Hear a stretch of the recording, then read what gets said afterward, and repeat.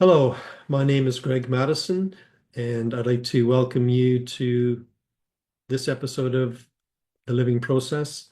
My guest this time is Rob Parker. Rob is a psychologist, and he's very well known in the focusing world for all of his work on the process model. And in this discussion, we talk a little bit about his beginnings, his first kind of training, and some of the places that he worked, and sort of some of the insights that he had that brought him into the focusing world. It's interesting as well that we talk a little bit about the experiencing scale, the inner critic, and some of the ways in which a process model can actually change your understanding of psychotherapy. So I found it a very invigorating discussion and also quite gentle. So I hope you find this of interest. The Living Process with Rob Parker.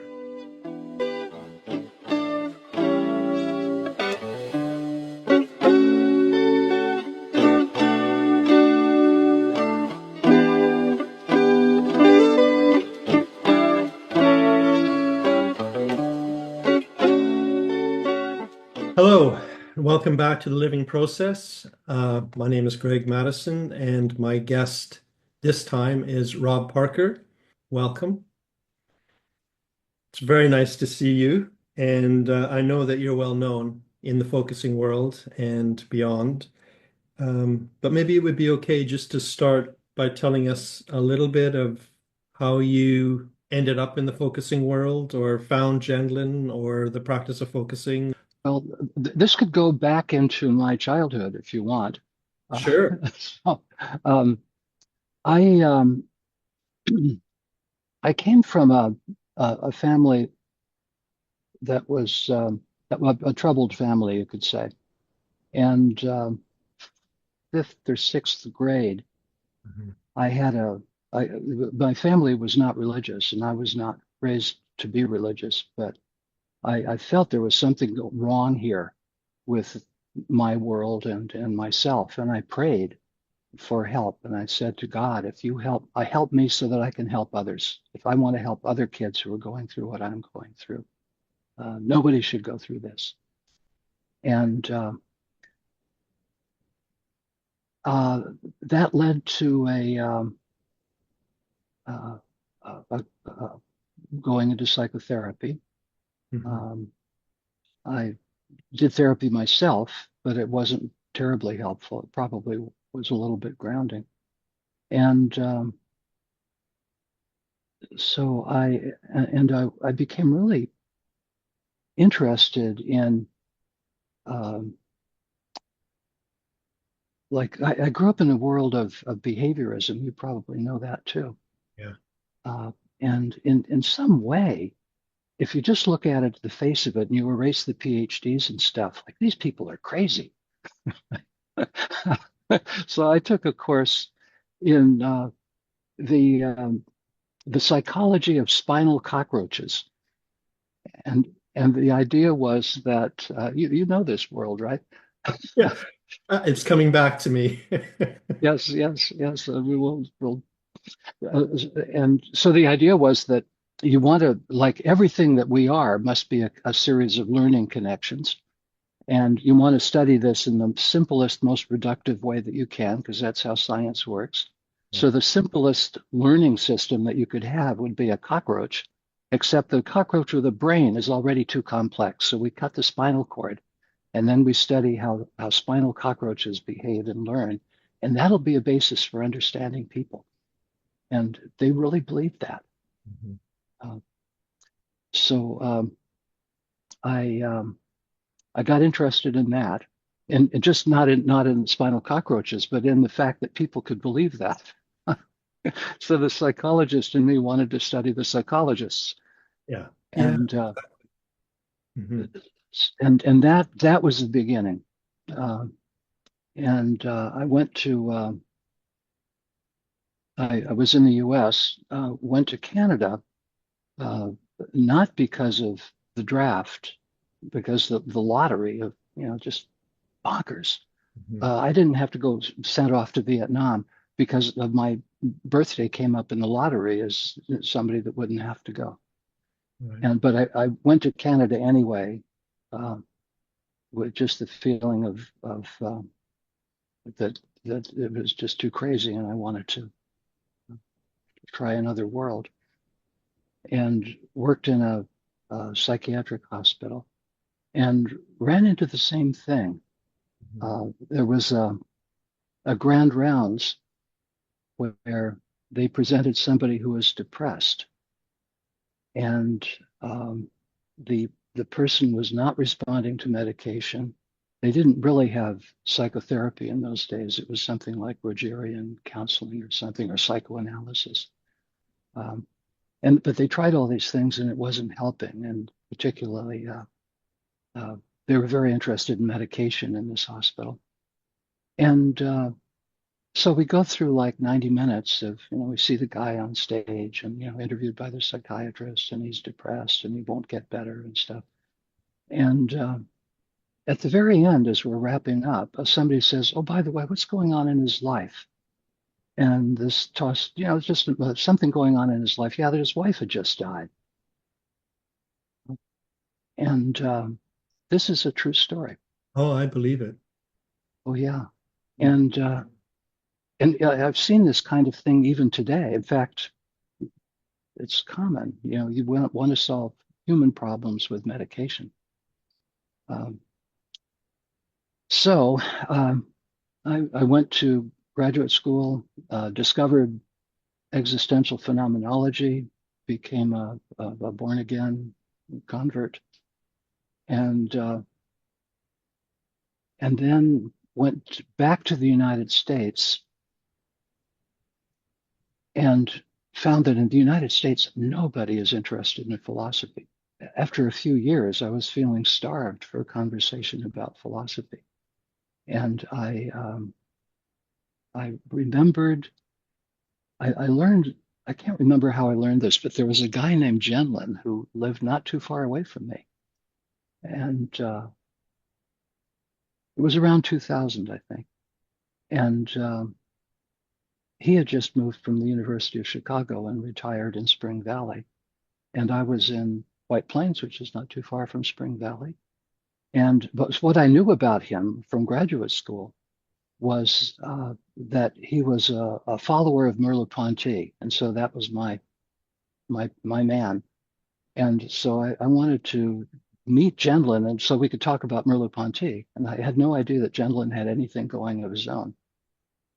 And so I did a little bit of research, found out that he was doing a workshop, and so I show up at this workshop, and I believe it was at Stony Point, and it was a 3-day workshop on thinking at the edge. And I knew nothing about either Gendlin. I'd never heard of focusing before. And so, but I had, from my own experience, I had developed something like focusing. Like I'd spent a lot of time alone as a child, and I used to just notice my own mind, and I noticed things that I called thought shapes that were not ideas or concepts, but they were felt meanings. And I remember lying in bed when I was in like probably third grade, and noticing these thought shapes and thinking, wow, this is really interesting. Somebody should do something with this. And, and so I learned, but I had some background, but I learned focusing in half an hour over a picnic table at Stony Point with, I think it was Robert Bruger, taught me how to focus. And so then that was my entry into focusing and Gendlin. That's I've got two responses. One is how lucky to have Gendlin as your kind of neighborhood philosopher.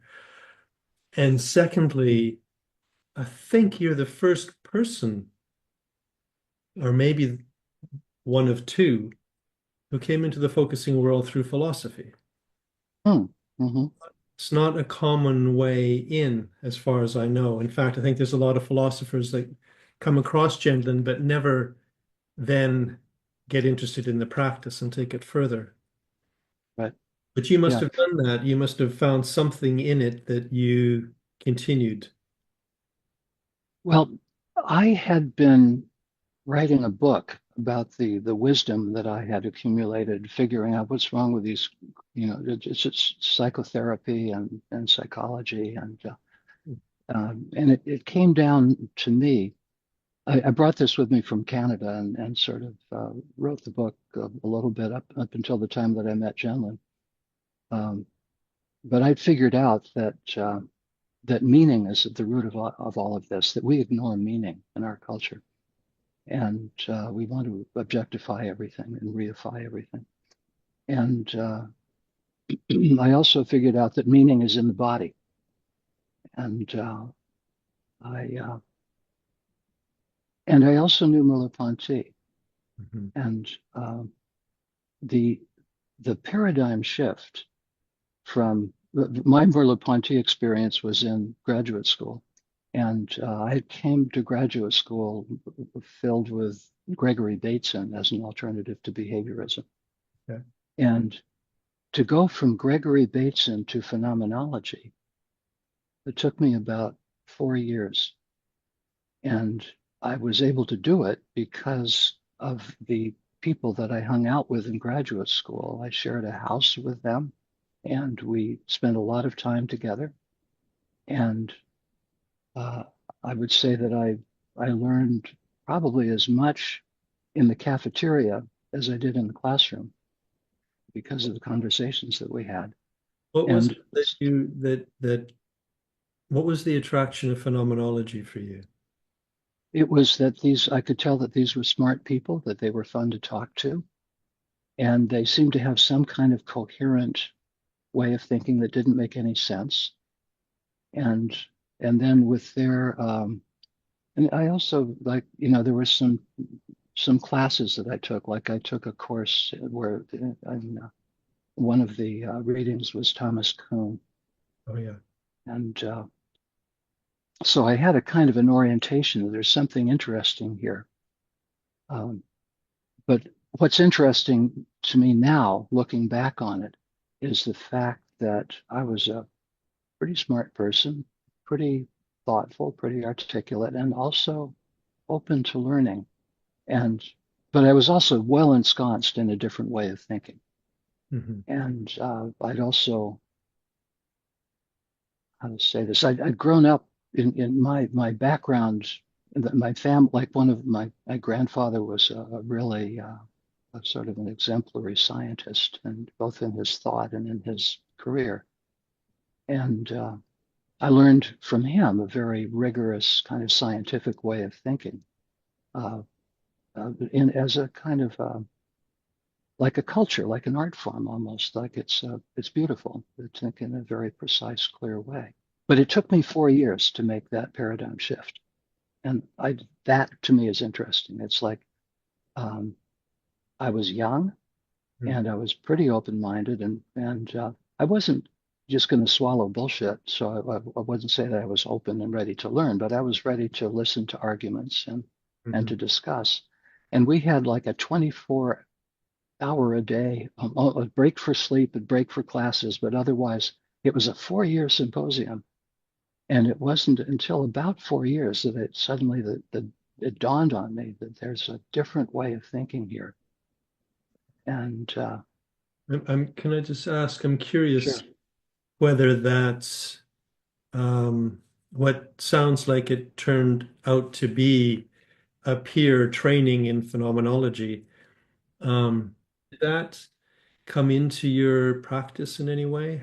Did it influence the way Mm-hmm. relating to clients? Absolutely. Yeah. That was my alternative to behaviorism.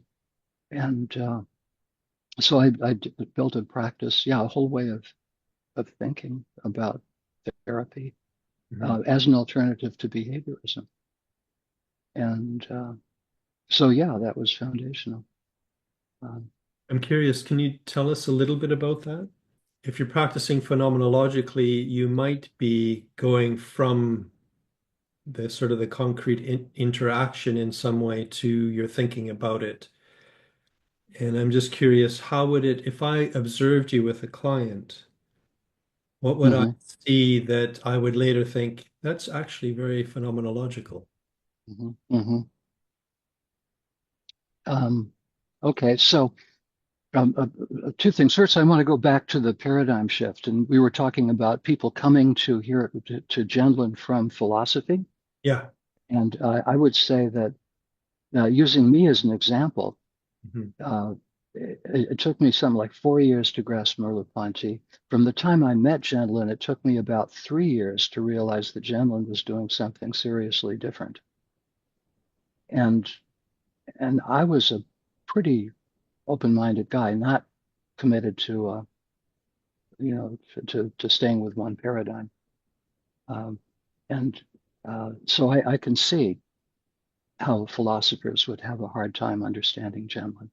Mhm. And But in Gene's work at that time, it took you 3 years to see that he was doing something that was like an alternative to what you had been developing, or hmm hmm hmm mm, I'm yeah. curious. At first, I thought he was doing something very close to what I was doing. Yeah, Basically, I was assimilating him into yeah, me, yeah, exactly. and then gradually realizing the differences. It took about 3 years, Mhm. um, and then when I realized that, then I made a decision. Like I realized I'm talking to somebody. This is like a 100-year phenomena, like once a century genius. And so I just decided, and I'm living close to him.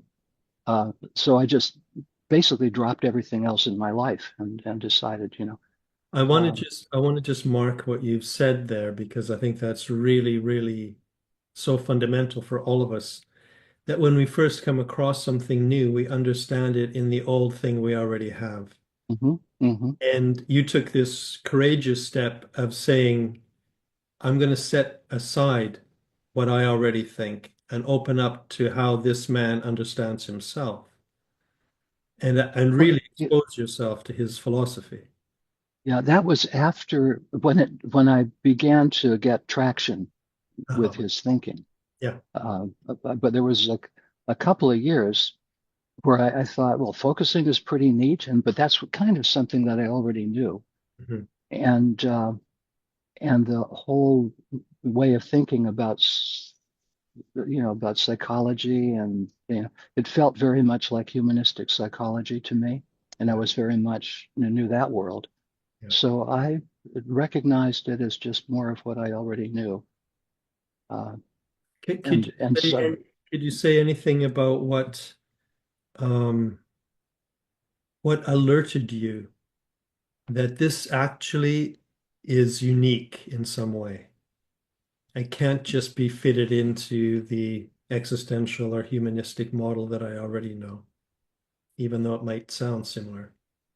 Uh, Hmm. it was a kind of a gradual dawning. Hmm. Focusing seemed very interesting to me. The interesting to me about all of this is Hmm. how long it took me to make these shifts. Yeah. And so the idea that you could just explain something to somebody and they'd say, "Oh, that's interesting. Tell me more." Yeah. The probably the first step is for them to get really upset and to ask you to leave or something.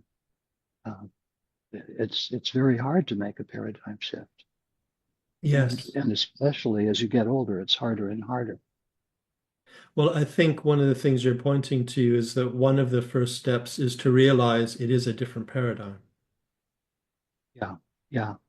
Um, yes, I think so. But then you have to also know about paradigms, and knowing about paradigms is a different paradigm, right? Yes. So Yeah. for reductive science, there's and reductive philosophy, like there's just one way to think, and that's the correct way, which happens to be the way that we think. Hmm. And then we can judge everything else by how close it is to how we think. I can certainly hear how Kuhn would have appealed to you because you were Hmm already in that kind of meta position, Hmm. noticing psychologists and how they Hmm. Hmm. practice as though they believed what they were saying and then would go home and live in a very different way and not even Yeah. notice the Yeah. discontinuity there. So, can you tell us a little more of where your journey kind of led you once you got into focusing and working with Gene? Well, the first thing was realizing that he was a philosopher who was thinking in a systematic way that was significantly different from Merleau-Ponty. And when I realized that, that was part of the realization of like I really wanted to spend time with this guy. Yeah. And so I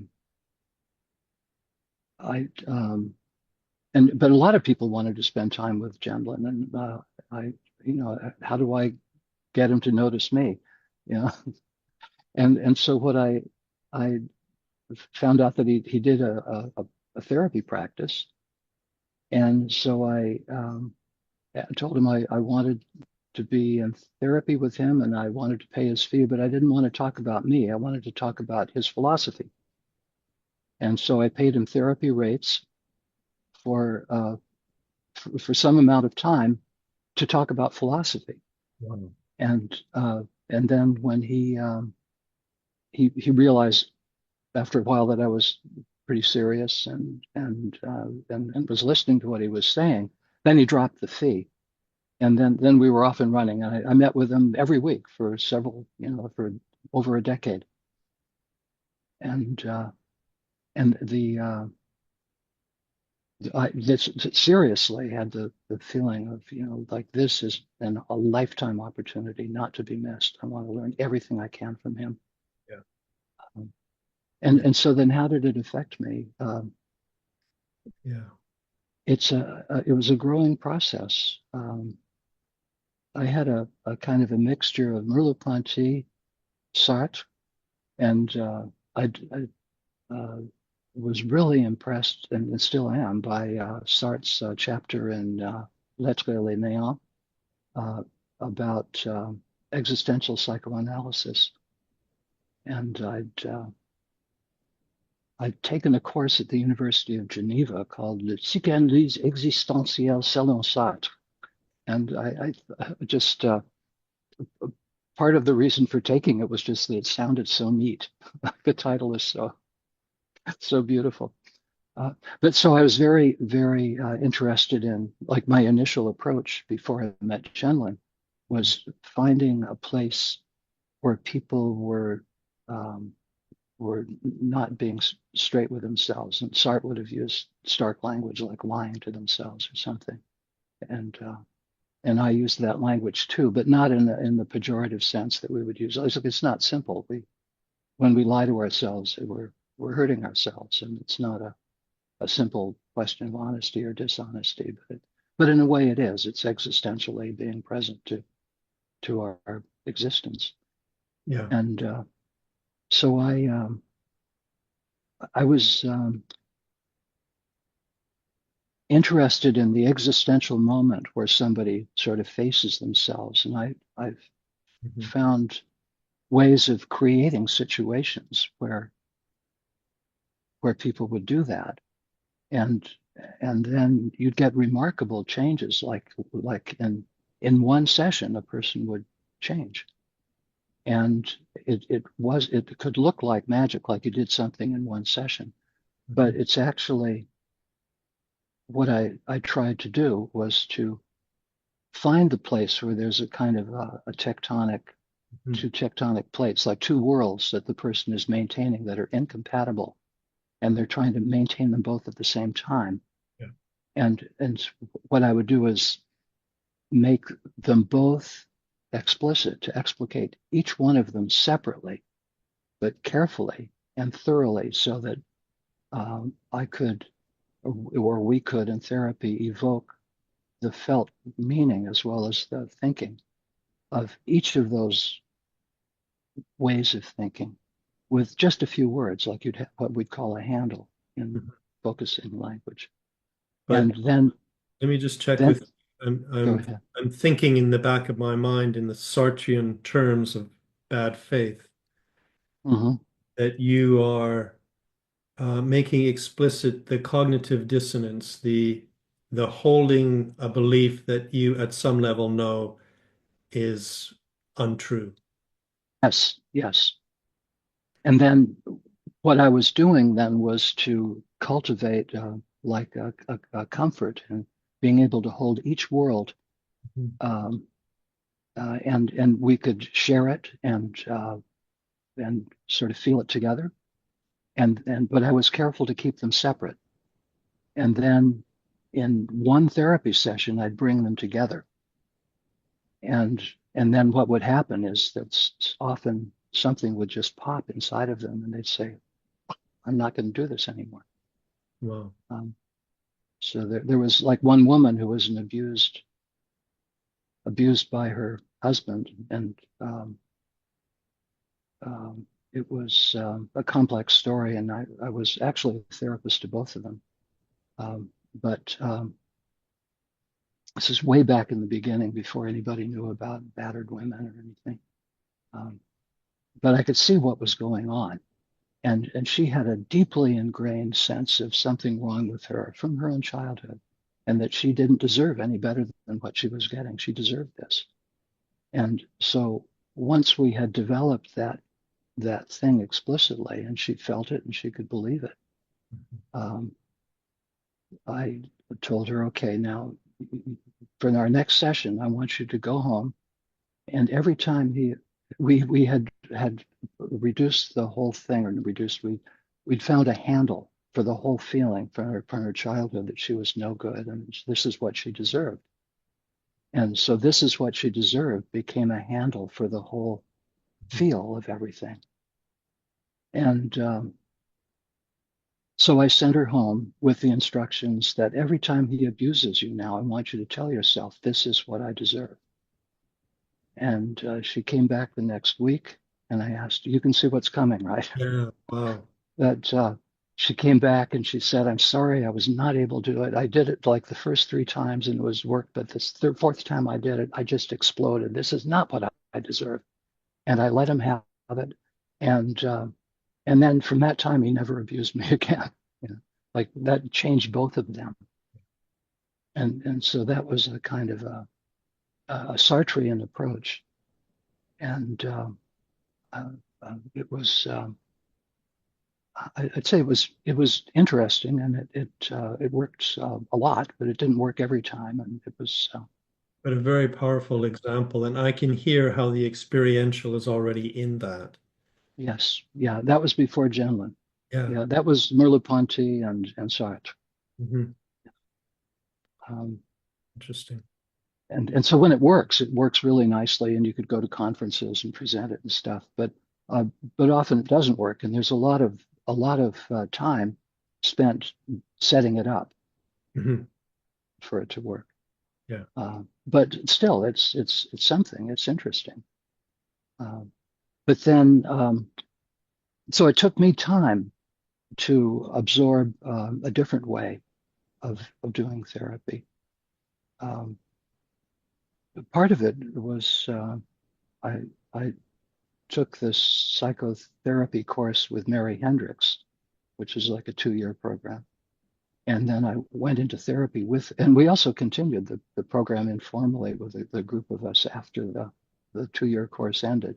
And so a lot of discussions with her, and then also being in therapy with her, uh, gradually letting go of that kind of quick fix model and feeling um, that if you go to the felt sense um, as you try to connect with the felt sense or find the felt sense, you're doing something that has fundamental traction, and it doesn't depend on setting something up or having the person right in the right spot where they can make a shift quickly and things. You're doing something that's essential and and what would you say, deep. You've got real ground. You're not depending on any kind of circumstances Yeah. if you're listening to felt meaning. Yeah. And that grows and develops by itself.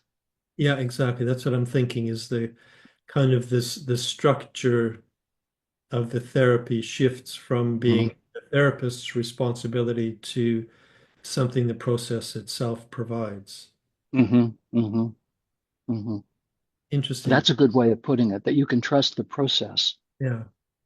And yeah, when I do therapy now, actually, I think about that often because um, I've been trained to do cognitive behavior therapy, and it's interesting to me that people take an approach like that seriously, and and not to denigrate it. Like there are arguments for CBT, Hmm. but in a broad way, it feels just very limited, and it's so it's interesting to me that people do that, and the the way in which focusing oriented therapy uh, can actually, like you can make parallels between focusing oriented therapy and CBT. Uh, like when do you know what I mean? I'm waiting to hear. Well, it's that if you in CBT, what you want to do is you want to find the irrational thoughts or the dysfunctional thoughts, and they can be buried. And so you spend some time trying to find the thought, and then you dispute the thought, and you give them homework and stuff, and they learn rationally not to believe this thing that they believe their whole life, and that's therapy. Um, if you look at a movie of what's going on without considering the underlying process, um, focusing oriented therapy, you can see the kind of a period where you're looking, you're feeling into a problem and trying to find what we would call the felt sense or felt meaning of the problem. Um, and and then when you get to some place, there'll be a shift, and the person will say, I thought this all my life, but it's not true. And then um, so if you looked at a movie, you could say, well, that was the irrational thought. And then they disputed the thought and then they got better. But actually, what's going on is that the work for us is not in finding an irrational thought, but in following the felt meaning Yeah. and explicating it. And when it opens, or when they feel the felt shift, then they say it in with words, but the actual change is not in the words; it's in the felt shift. Exactly. And so then, right where cognitive therapy would begin, you'd say, aha, there's the irrational thought. Now we begin disputing it. That's actually where focusing oriented therapy is ended. Therapy's over when they have that. Not really over, but like the main work has been done. And so on the outside, it looks the same, but in some way, they're mirror images of each other, where the work for us is in the leading up to that, Mhm. what is often a statement like, I believe this, but it's not true. And for the CBT people, that's right where therapy would begin. I would wonder if also you might say that if you can pinpoint in so-called irrational thought, um, that we know in FOT that the thought itself is an explicit manifestation of something that's more than the thought. It has a lot more Yeah, to it than just what can be said about it. that's right. Yeah. And that if we stay with it, pretty soon what happens is, yeah, there was an insight, there was a shift, and then, oh, there's more. That Hmm. wasn't the whole story. And the whole thing kind of starts again and it just continues. Whereas in CBT, the way you're describing it, I'm thinking the thought is taken as sort of the fundamental phenomenon in some way, whereas with us Yes. it isn't. Yes, I think so, yeah. And it goes with a whole culture that wants to reduce the problems to language problems and Exactly. misunderstanding of language and so on. Yeah. Yeah. Yeah. Um, so in a way, we have less work to do because we can trust the process, and we know that whatever comes, Yeah. if you can hear the felt meaning underneath, Yeah. and you can follow the felt meaning, and that's the skill. Yes, exactly. Exactly. So it may be just as much work is being done, but we just do less of it. That's right. Yeah, yeah, exactly. We're sort of um, following the felt sense, and that we trust the process. Mhm. Can I ask, I'd like to get into sort of some of the things you're doing more currently as well, but just because we hit this point, I want to ask, I've asked a few other people this. Um, when we talk about the process and the felt sensing and the carrying forward and stuff, how do you understand that? How do you understand that there is such a thing? Um, well, I would say that um, that we assume that the meaning is in our language and in our words, and I think that's a pernicious idea. It's not true. Uh, that the meaning is in felt meaning, and it's or implicit, and you have this. It's in the intricacy of life. Even before it's felt meaning, it's not meaning. It's not felt. So it's just kind of implicit. Um, but that's where meaning is. That's where change is, and that's where life is. And so when we ignore that, and Hmm. especially when um, we suppress that Hmm. in various ways in our culture, we're doing violence to ourselves. And I think we see the symptoms of that all around us. So I think this is a really serious thing. This is not just a kind of a philosophical game. Yeah. Yeah, it sounds like you would say, in some way, that you would say that this process, this simply is what life is. This is what life is, exactly. Yeah, yeah. And what we're going to do is we're going to stuff it into a box and we're going to label the box. And then we're Yeah, going to exactly. rearrange the boxes. And it's just, it's not good. Yeah. Yeah. Yeah. Yeah. It doesn't work. Yeah. Um, and yet the world of boxes of concepts, the conceptual world is um, so enticing, and a lot of us spent a good part of our lives trying to learn to think that way articulately and to get degrees and stuff as rewards for doing that. Um, it can be hard to give that up. Yeah, I guess if we can use those, like the boxes as you're describing them, as almost like you would use a poem, as something that would evoke more experiencing and Yes, try yes, to think further from the box, think out of the that's right. box, I guess. That's right. Yeah, think out of the box. Yeah, yeah. That yeah, and that's a paradigm shift for the client then, Yes. or for ourselves if we're doing that. Yeah. And um, Yeah. That can I just yeah, mark that? sure. That's really important because Yes. I think that can be a very fundamental challenge that not only is this client in therapy talking about whatever's going on in their life and trying to solve issues or whatever brought them there, but they're also, as a side effect, learning something fundamentally different about life itself. Yes. Yeah. Yes. And that's not why they came into therapy. Yeah. You know, that's interesting. You're off onto an adventure, but it's vital. It's a vital adventure. It's rewarding. There's life in it. It's Hmm. life-giving, life-affirming. but also can be disorienting. Yeah, yeah, absolutely. So if we kind of just go back to your journey, you worked with Jean, you worked with Mary for a number of years in different ways. Where has that taken you?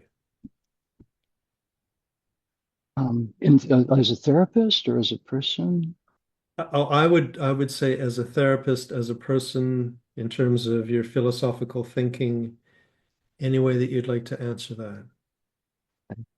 Well, I'd say,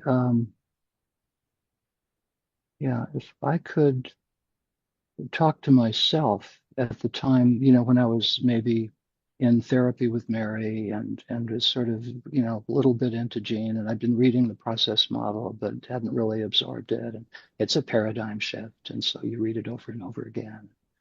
Um, so I would say that one of the things that I did was I gradually gave up the kind of the quick shift Sartrean approach for a more gentle kind of just manifesting, helping to manifest what's implicit Mhm. approach, and trusting what's implicit, and uh, uh, and that is radical. Mhm.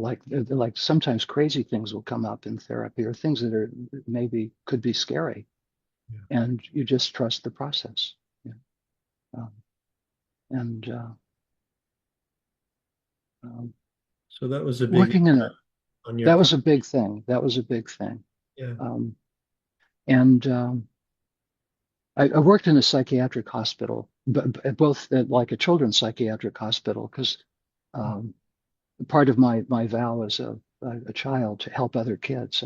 I did help Well, other kids, and I worked in a most with children a lot. But that also, the children's problems are parents' problems, so I worked with the parents mostly. But well, uh, let me ask you a further question in terms of your practice. mhm, Um, Once you started to read, maybe read and kind of really digest the process model, which I know you've done, mhm. um, did that influence your practice, or did that influence the way you thought about therapy, or have any impact? Totally, totally, yeah, Curious yeah, about. yeah. So the shift would have been and was letting go of the kind of the existential confrontation and realizing that it's life itself that that wants to grow, and we Mhm. can trust it to grow. And so I don't have to know what's going on in therapy. I have to know where the felt meaning is in all of the distractions that are happening, to be able to feel in the core of that where the felt meaning is, and reflect that and try to nurture that. And everything else takes care of itself. And with a lot of details that require some skill and training, but basically it's how to get out of the way.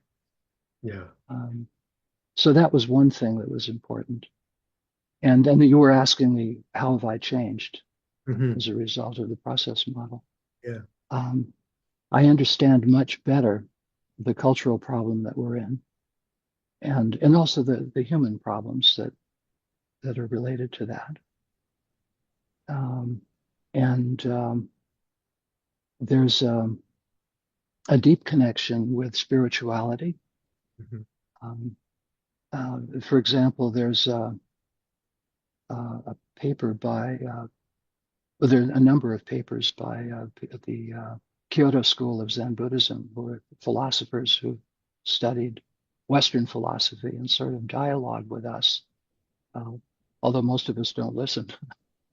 Uh, but they're smart, and they understand their own tradition, and they also understand our tradition. So it's interesting to read them. And they're saying a lot of things that Gendlin's saying. They're very much in tune with the process model, although they're asking different questions, and so they don't go as far as Gendlin does into the kind of the building a coherent conceptual system, but definitely leaning in the same direction. and then they go further in other directions so that there's a kind of a benefit from learning both. Can Um, I just ask if can we just go back a bit to how a process model has influenced your understanding of like the cultural situation? I'm curious about that. it's so vast. It's like asking you, what's it like to live in England?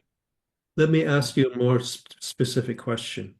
Okay. Um, I've got a few. One, just because we're on this topic, you've had a recent election in America. Yes. Um, is there anything in the process model that helps you understand that differently than you might have if you hadn't read the process model? Yes. Yeah. So let me see. Very difficult question. Um, I'm curious what you no, might. but it's like one simple answer is that that our culture has been a kind of a top-down conceptual culture at least since Ronald Reagan, Mhm.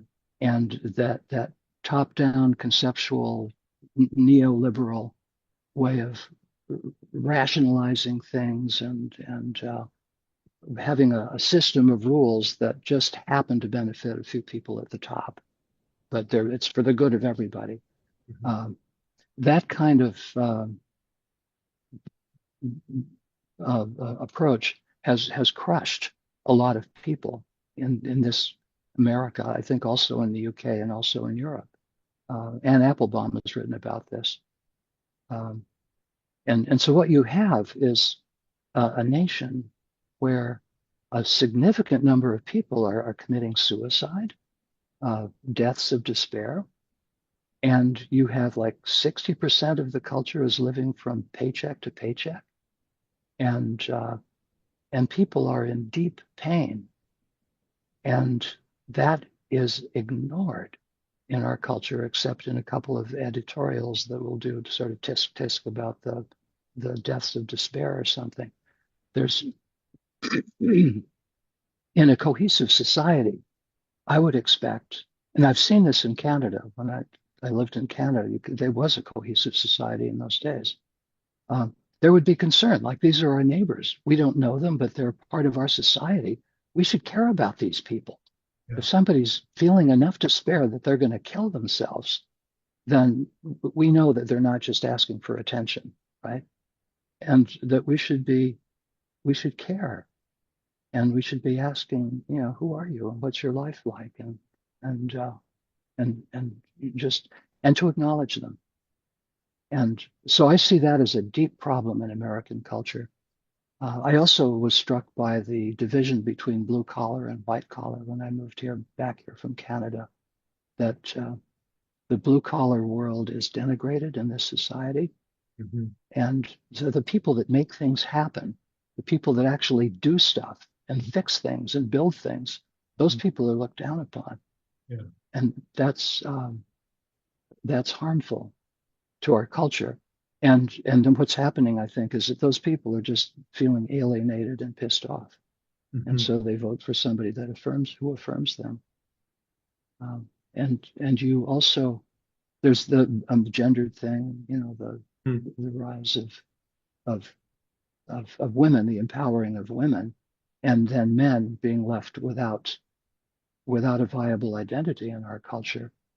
And so the empowering of women, of course, is a good thing. But we also have to care about the boys and the men who feel left out of that. That's So in, all of that. yeah, Yeah. that's interesting because it makes me think that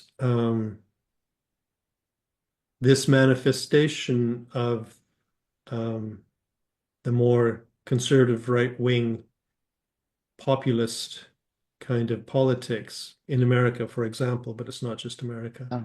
Yeah. It can be seen as a backlash. Hmm.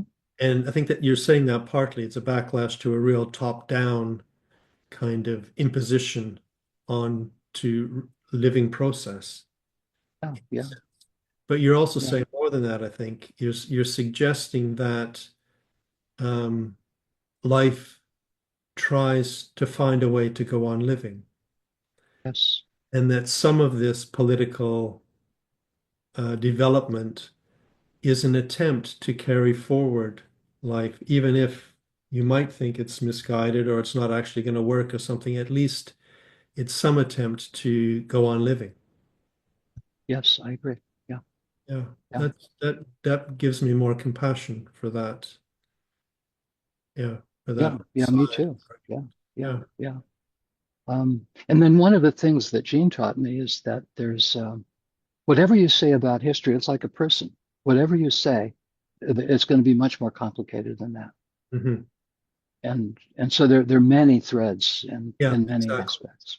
Yeah, But that's a major one. yeah. Yeah, But no, you you're know, absolutely right. Whenever I hear commentaries about what happened in the American election, for example, um, every answer seems far too simple. It's like you have to put them all together and then it's still too simple. it's still too simple. Yeah.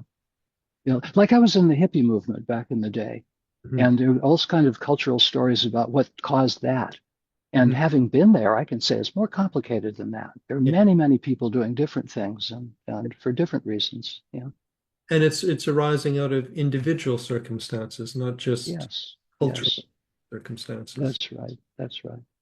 Can Yeah. I just ask, in terms of the process model and therapy, one of the things that has come up, and I think rightly, has talked about a lot by therapists, is this philosophical principle of interaction first. Hmm. And I'm wondering if that's for you, if that's something out of a process model that feels relevant to your therapeutic practice when you were practicing. Um, what I feel in therapy is a problem that wants to carry forward in some way. Mhm. And what I want to do is to listen to that and to help it uh, carry forward. And then I'm part of the interaction, of course. Um, but I'm not concerned with that. I'm just concerned about the process and Yeah. feeling the process. So let me say that back to you that your attention is on the process as it's arising from the client, but you're also, Or together in us, between us also. Yeah. or together, yeah, Yeah. but you're also aware that your attitude of listening itself has an impact in the process. It changes the environment in a way that the process happens differently than if you weren't attending with that kind of listening attitude. Yeah. Yeah. But I think one of the things that we can fall into as therapists is following rules of some kind. So if I'm a Rogerian, I want to listen empathically. Yeah. But if I'm listening empathically, I'm not actually listening empathically. I'm being manipulative, right? And so the real thing to do is to cultivate in ourselves an openness to humanity, to other people, to and to want growth, Mhm. right? Mhm. And that's kind of a personal process in us, but also in the world. And so in therapy, I'm not thinking about myself, whether I'm empathic or not. I'm thinking about what's the truth of this situation and what's the Yes. felt implicit that's trying to grow here. Yeah. Yeah. And I Yeah. want to get myself out of that story. Yeah, exactly. If your attention is on whether you're meeting the therapeutic conditions, That's right. That's right. then you've already subverted them in some way. That's right. That's right. One of my teachers, Jack Gibb, used to say, if you have to ask, don't ask. Yeah. If you have to ask, are you meeting the therapeutic conditions? Then, Yeah, you know, exactly.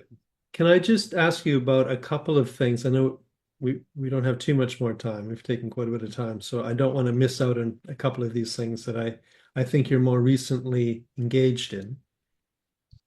One of them is the experiencing scale. I think you have an interest in that. I'd be Yeah, curious yeah. to hear.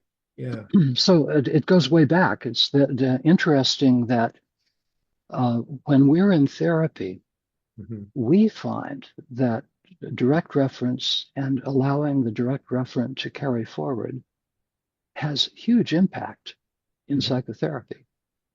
And it's not just it's not a small thing. It's a huge thing.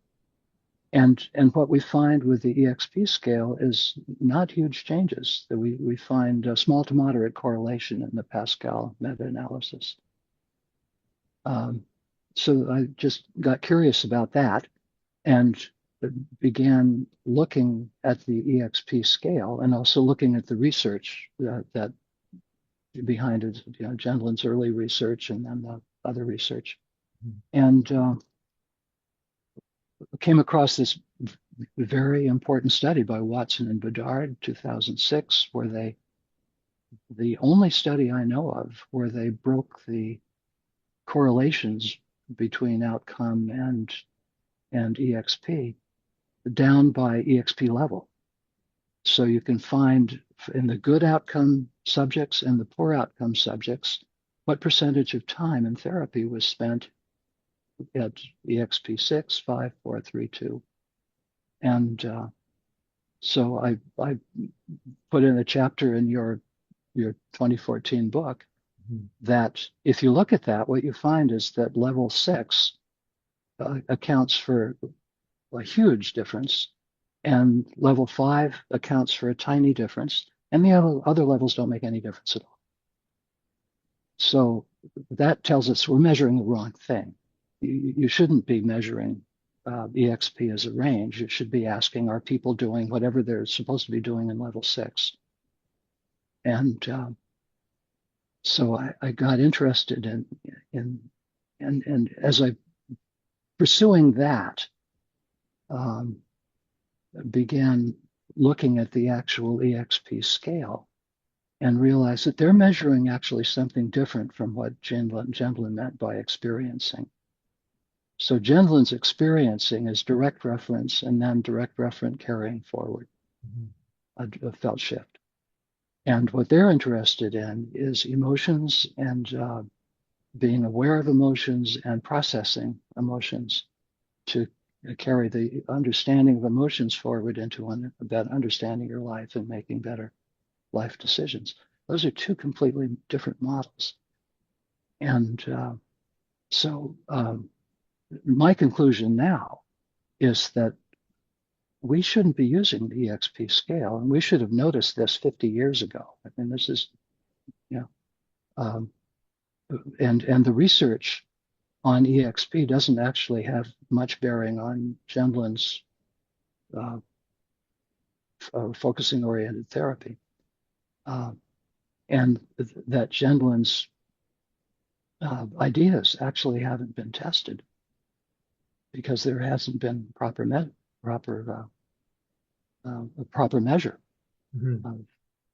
And so what I found, I was working with some other people to develop the reliability for this, but we've developed a simple scale where um, basically you have openness to uncertainty is the basic model that I came up with. And so, first of all, are you sure about everything conceptually? You know the truth about everything. And then the second level is, are you able to entertain a question, a serious question about your understanding? So if something important in your life, are you sure that this person meant what they said to you or what you understood them to mean? Or is there some possibility you might have misunderstood? So can you question your conceptual certainty in a deep way? And then if you can question your conceptual certainty, can you then also be open to a direct reference, like a feel of something that you can't put words to? And that's a deeper openness to uncertainty, right? And then if you can do that, can you stay focused on that direct referent with a friendly, open attitude? so that it can develop on its own terms, and you can listen to it. And that would be so a 4-level scale, and it's much simpler than the EXP scale. Like, and anybody who knows focusing could immediately, you could go out and use this in the next hour, I think, right? That is fascinating. Yeah. Um, it immediately makes me wonder, are we really talking about different levels of experiencing, or are we talking about different attitudes towards experiencing?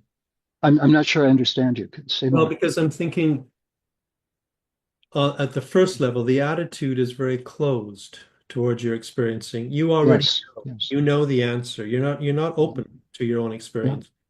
Yeah. In the second level, you're encouraged to entertain another point of view, basically. Could there be Yes. another point of view? Yeah. Which is opening your experiencing somewhat, but you're Yeah. not maybe directly in contact with the felt quality yet.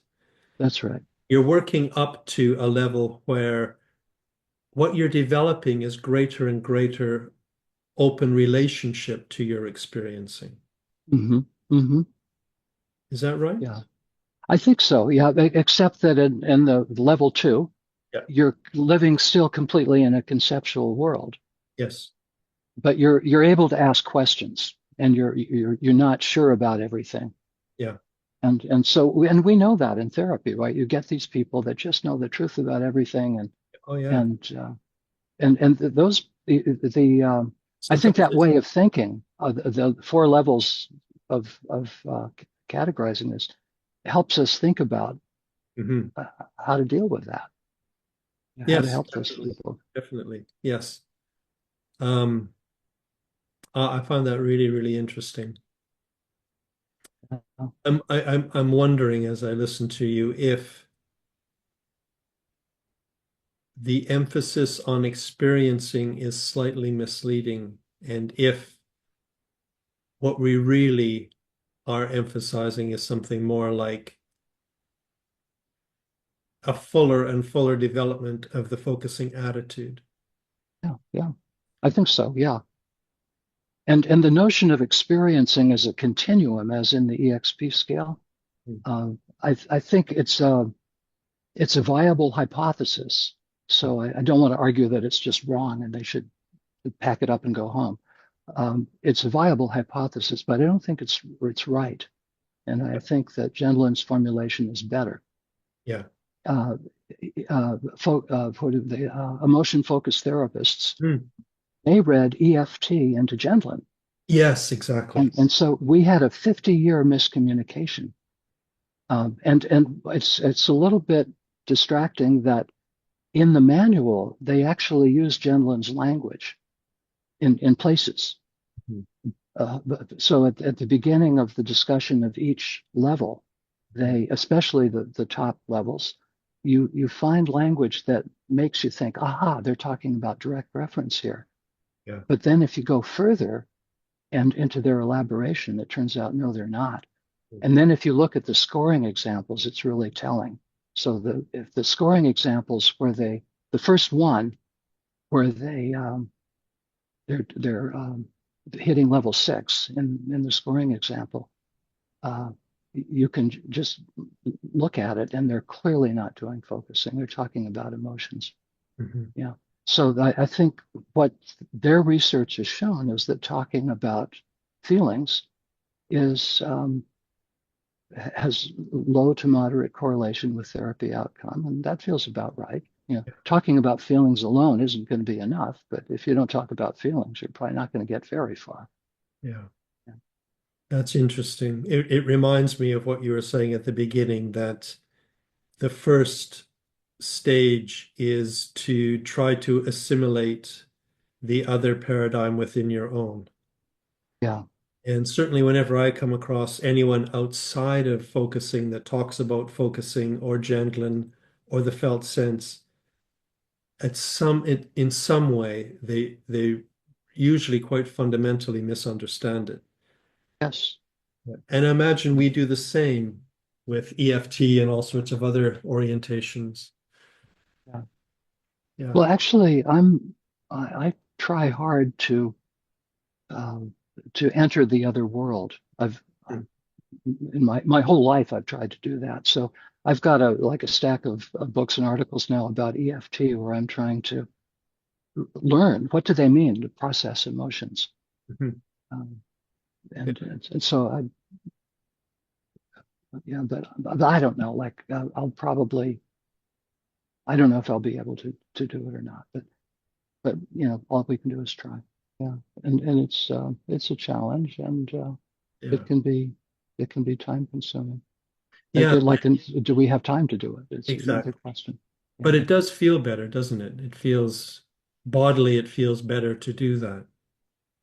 yeah, Yeah. yeah. You know who you're talking to, and you can appreciate where they're Yeah, coming from. exactly. And there's a greater openness inside of your own body if you open up to the other. That's right. Feels better.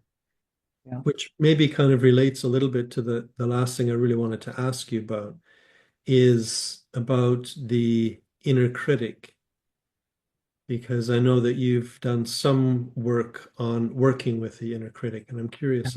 Uh, yeah. So this comes back to my childhood and my sort of a quest. I want to help other kids that go through what I go through, Yeah, and and I can see the boundaries. Like therapy is um,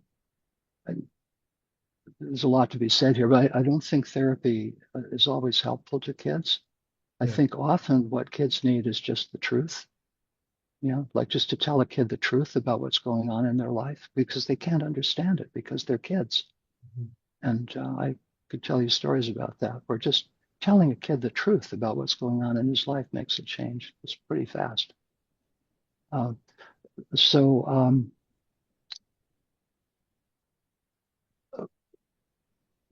what I've been doing is both meditating, so Zen practice, and that's um, and combining that with focusing.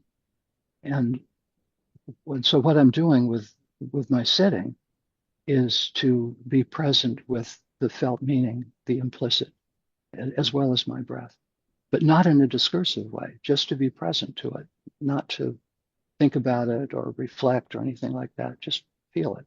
Mhm.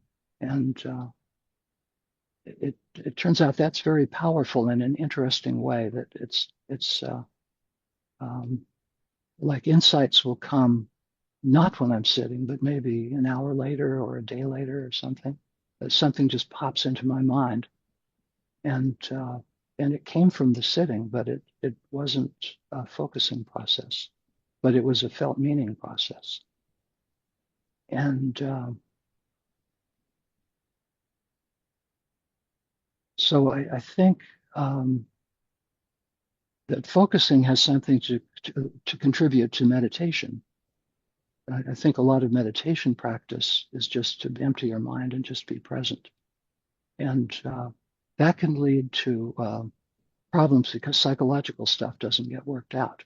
And, Mhm. we, and so you get Shogyam Trungpa running around with all of his, Mhm. exploiting his students. Um, and so there's unbalanced development. So I think in the Western world, this is a big story, right?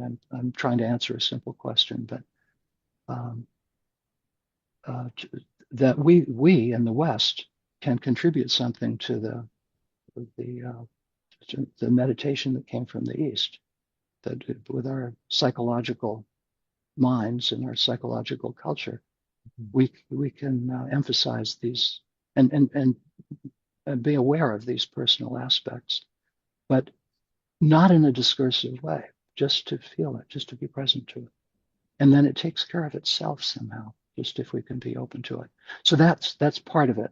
And then part of it is also focusing, and but focusing in a way that's not um, trying to carry something forward, just to listen to it. Um, So and the that's, critic, so the critic is something that's hard just to listen to, yeah. right? You want to fix it or you want to make it go away or something. And so what I've been doing is both in meditation and then outside of meditation, and just kind of almost a mindfulness practice, to be aware of the critic. Just be aware of it, not to do anything, not to fix it, just notice it and notice what it's like. And uh, feeling it in a felt way, not is um, leads to it carrying forward by itself. And so I can say that uh, my critic is much better now than it was, say, 2 years ago. And it's a long-term process. So, like you, it's not going to fix it in a week, and it's not going to fix it either. It's going to open it in some way that's unknown. Um, So can I but just say that back to you to see, yeah, as you're talking, I'm uh, trying to make it very concrete for myself. So I want to check that I've understood that if you bring this kind of attitude of Zen meditation together with focusing, what you can do as a practice is bring your attention to the physical felt impact or the physical feeling of the critic, yeah. Could we say felt meaning more, or the felt sense of? the felt sense of the critic. Yeah, yeah, Okay. That I'm curious about that. Um, yeah, but if you can find that, then you just sit with it yeah. and nothing else. And if That's something right. comes, that's fine, but something may come later. But there's something about Yes, that very patient, keeping company with, but not doing anything with or doing anything to. That's right. helpful. That's right. And keeping it in view. So it's partly Yes. Yeah. um, I'm insisting that in some maybe intrusive way, maybe that I'm keeping you in view. Yeah. So you're not going to operate behind the scenes and then blindside me. Exactly. You're not I'm going to going to be sneak present. up on me. Yeah. Yeah. That's good. I really appreciate that. So let's get Yes. back to just the felt quality of it, because in my experience, the critic produces a feeling in my body, but itself, it's odd because although I can work with it as a part of me and get a sense of what it's feeling, it may not have a clearly felt sense, Yes. Yes. but Yeah. you can work with it somehow in that way. Yeah. Let me find it. Yeah. It's very it's difficult. It's like it doesn't feel like a normal felt sense. As I Mm, feel it right now, I can feel it in chest and shoulders, and if I feel further into it, I can feel a kind of a hurt place that's kind of scared, but desperately scared. mhm. And it's those are words that are not yet, it's a feel that, so I say desperately scared. It's more like a handle pointing to something. Yeah. Um, but then I'm not going to analyze it. I'm not asking, what are you scared about? Yeah. Okay. But what happens is that comes, Hmm. and it comes seems seemingly out of context. And in my case, I've said like things, aspects of my relationship, say with my stepfather, just come in, you know, out of nowhere, just when I'm driving the car or something. Hmm. Um, and and there's a temptation to try to work it out conceptually and say, oh well, he did this and this, and you misunderstood it, and it wasn't right, and it just, that's all psycho crap. Yeah. Leave that alone. Just be with the feel of it. But Yeah. the words come anyway, Yeah. and I think the words are useful. It's just that if I try to make it be what the words are right now, that interferes with the process. So it's like the words or the understanding that comes with it is a kind of ephemeral Hmm. result of the deeper grounded process. Yeah. And Yeah. yeah, so not to be ignored, Yeah. but also not to be trusted or The, relied on. the What's real words, is the feel of it. yes, exactly. The words are the epiphenomenon in a way, Epiphenomenon. That's right. That's right. not the And full. then, yeah, and then it seems to be changing just by itself. And so Hmm. I'm interested if other people try that, if they if it can be helpful, that would be a good thing. Yeah, that Um, resonates for me as you say that. yeah. That does. One danger of this, Mhm. and so this is caution to everybody that listens to this podcast, that if you do this, then you should be able to recognize your own process and to know if you're being sucked into the soup. You know, if you're merging with the with the critic process, um, and you have to be able to recognize that and stop that, Mhm. right? Yeah. Otherwise, you can get sucked into a bad process, and it'll be not Yeah, good. that's why keeping it in view, I guess, is so important. Yes, keeping it in view. It's not me. Yeah, It's exactly. it's over there. But I'm paying a sympathetic, curious, open attention to it Yeah. over there, Mhm. not in here. Yeah. Yeah, that's helpful. Yeah, and that's critical. So if you're beginning focusing and you're not sure that you can do that, then you shouldn't try this yet. Hmm. And if you do try it anyway, which if I was listening to this, I would try it anyway.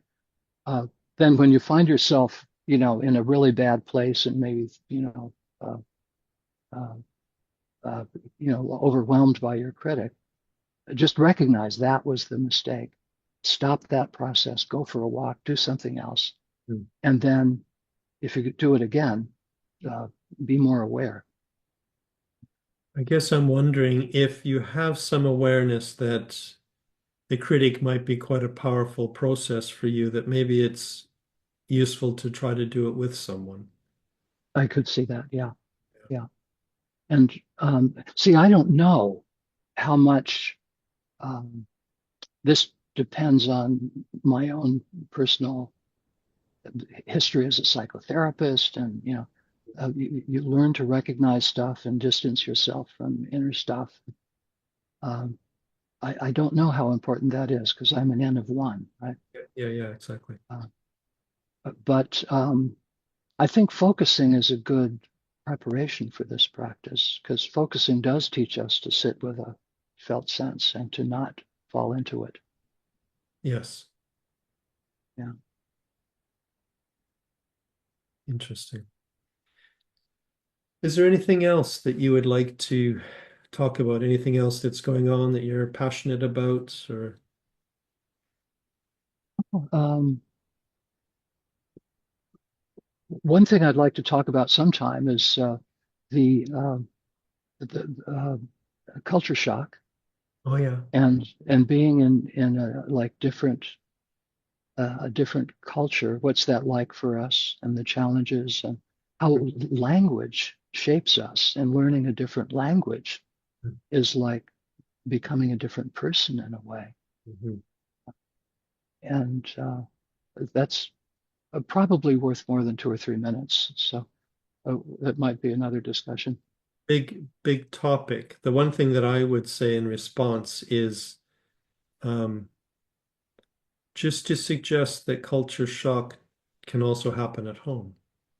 Oh yeah, yes, yes. And trauma is Yeah. Trauma, but not only trauma, but just the feeling of not belonging.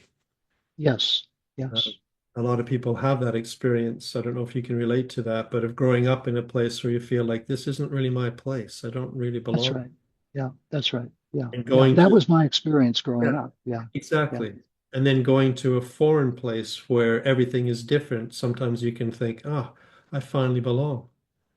That's right. Yes, yes. This is like nobody, but like one doesn't feel at home in a different culture, and because one wouldn't feel at home in a different culture, you feel at home. Hmm. What? Yeah, maybe. Yeah. And there's a feeling of the strangeness of the culture, sort of is in a way comforting. Yeah, finally the strangeness, the unfamiliarity of the culture reflects something fundamental about yourself.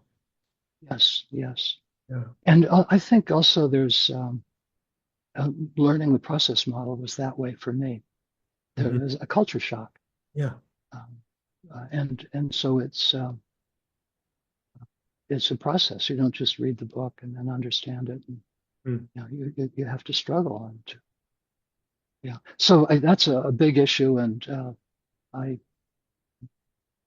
look forward to maybe talking to you about that Yeah. some other time. The other thing that occurs to me just in reference to the process model and this topic is wondering if there's a way to to have a process of entering a process model rather than feeling like it has to be some kind of leap from one model into this strange new model.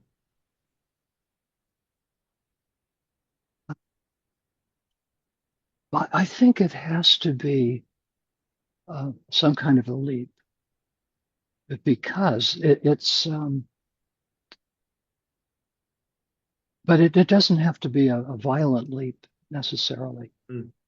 Um, there's an experience I had with the process model where it's something like wing walking, where you're hanging onto one strut and then you have to let go in order to reach the other strut.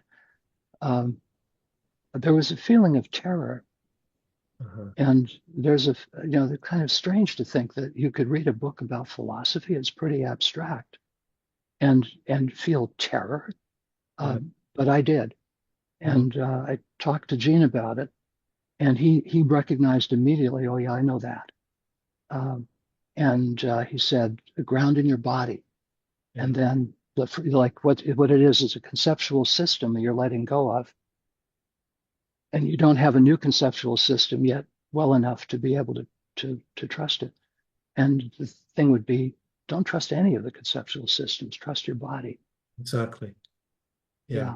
You don't want So you don't want to just adopt another system that's top down.